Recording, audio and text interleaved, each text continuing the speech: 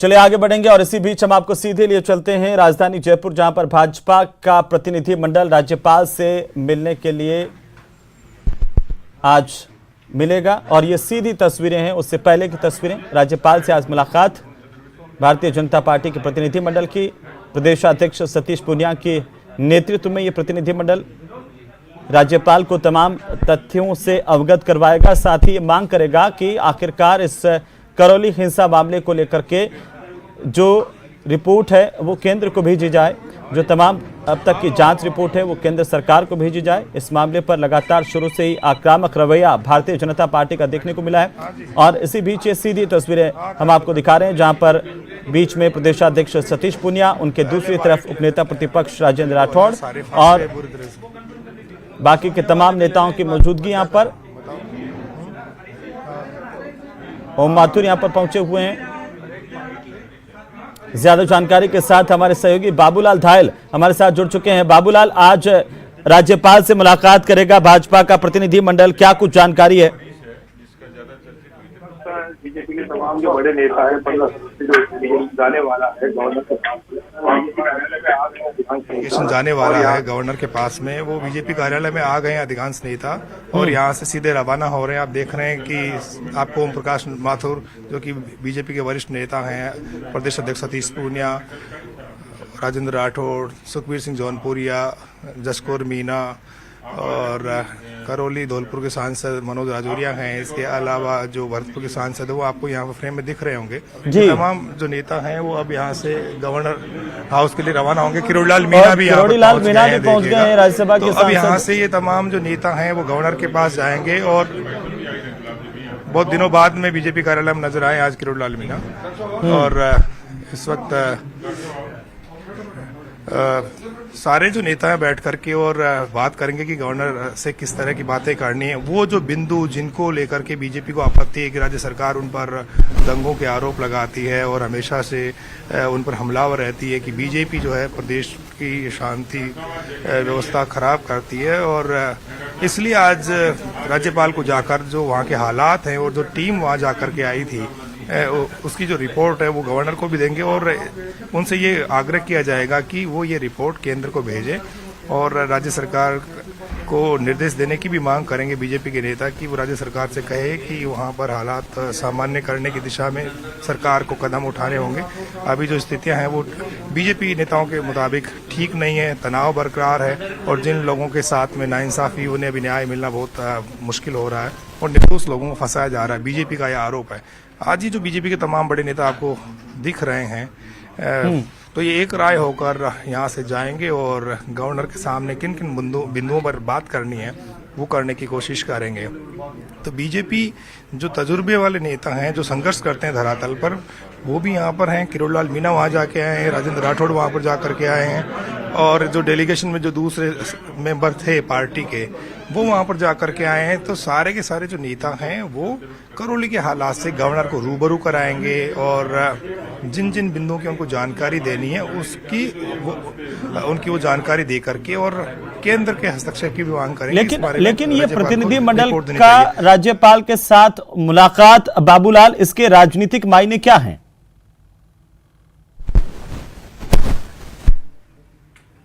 जी देखिए, सतीश पूनिया ही अब प्रेस को ब्रीफ कर रहे हैं यहाँ पर। जी सुन लेते हैं क्या कुछ कह रहे हैं सतीश पूनिया।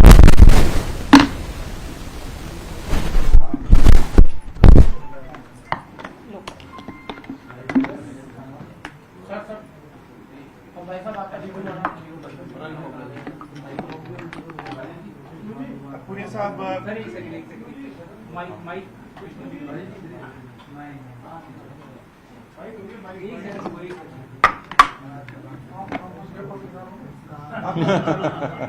क्या बात करेंगे आप? भारतीय जनता पार्टी के दफ्तर से सीधी तस्वीरें। कुछ ही देर में यहां से बीजेपी का डेलीगेशन राजभवन के लिए प्रस्थान करेगा। राज्यपाल कलराज मिश्र से मुलाकात करेगा। की बात तो उनसे मिलने के बाद आपको ब्रीफ करेंगे। अभी तात्कालिक मुद्दा है कि जयपुर नगर निगम ग्रेटर की मेयर सौम्या गुर्जर के खिलाफ जो मसला था उसमें जिला न्यायालय ने उनको दोषमुक्त कर दिया है। ये इस बात से साबित हो रहा है कि किस तरीके से राजस्थान की कांग्रेस पार्टी की सरकार बीजेपी के जितने निकाय और पंचायती राज संस्थाओं पर चुने हुए जो लोग जनप्रतिनिधि हैं उनके खिलाफ विद्वेष की और प्रतिशोध की कार्रवाई करती है और न्यायालय से निर्णय के बाद में उनको दोषमुक्त करने के बाद ये पूरे तरीके से साबित हो गया कि पूरे तरीके से प्रायोजित था और उस पर कांग्रेस के संरक्षण में ये सारा काम हुआ। पूरी मामलों को प्लॉट किया गया और उसमें जिस तरीके से बीजेपी के नेताओं को उनकी छवि को धूमिल करने की कोशिश हुई, ये कांग्रेस के प्रतिशोध की राजनीति का निकृष्टतम उदाहरण है।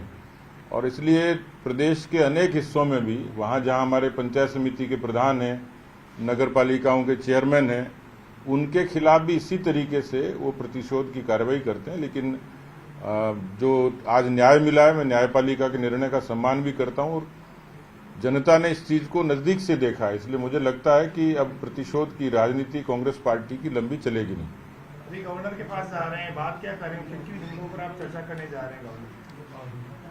मूल रूप से करौली की जो हिंसा थी उसने पूरे देश के लोगों का ध्यान आकृष्ट किया है। एक चर्चा और बहस छिड़ी है।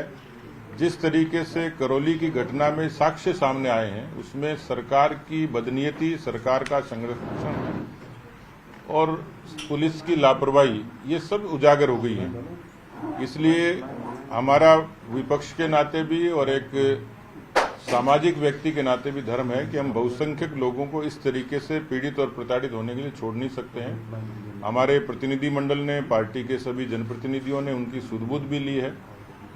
दूसरा पक्ष है कि एक तरफ तो पीएफआई को हिजाब के मसले में यही सरकार अनुमति देती है रैली निकालने की और रामनवमी की रैलियों पर प्रतिबंध करते हैं।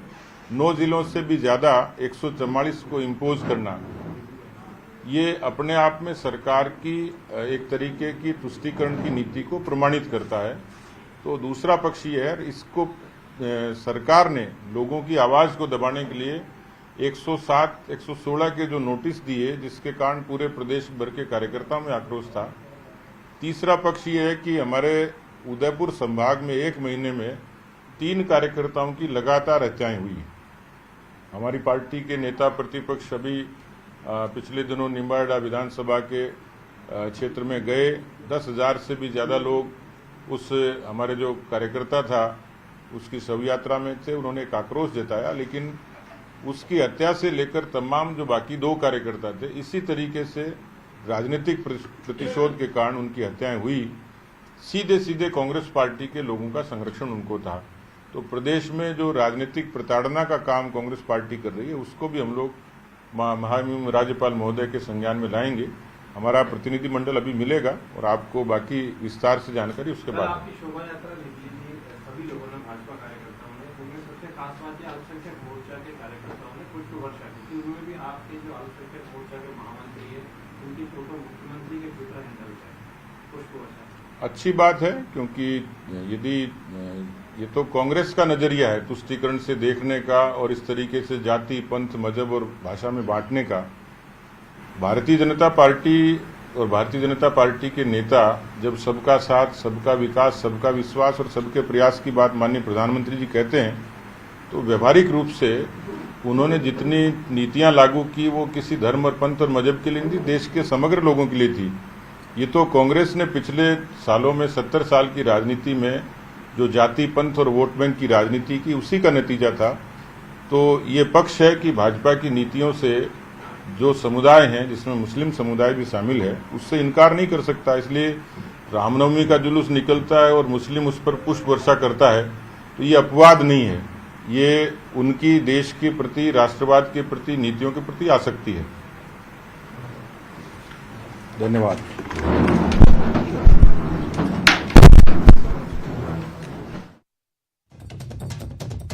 अध्यक्ष सतीश पुनिया को आप सुन रहे थे। उन्होंने कहा है कि बीजेपी सबका साथ, सबका विकास की नीति पर चलती है। साथ ही साथ उन्होंने राज्य सरकार पर आरोप लगाए हैं। उन्होंने कहा कि राज्य सरकार प्रतिशोध की कार्रवाई कर रही है। करौली हिंसा पर पूरी तरह से उन्होंने सुनियोजित करार दिया इसे और कहा कि देश का ध्यान करौली की हिंसा ने खींचा और राज्य सरकार प्रतिशोध की कार्रवाई कर रही है। अब भारतीय जनता पार्टी का प्रतिनिधिमंडल राजभवन के लिए रवाना होगा, जहां पर ये प्रतिनिधिमंडल राज्यपाल कलराज मिश्र से मुलाकात करेगा। करौली हिंसा मामले को लेकर के अपने बिंदु उनके सामने रखेगा।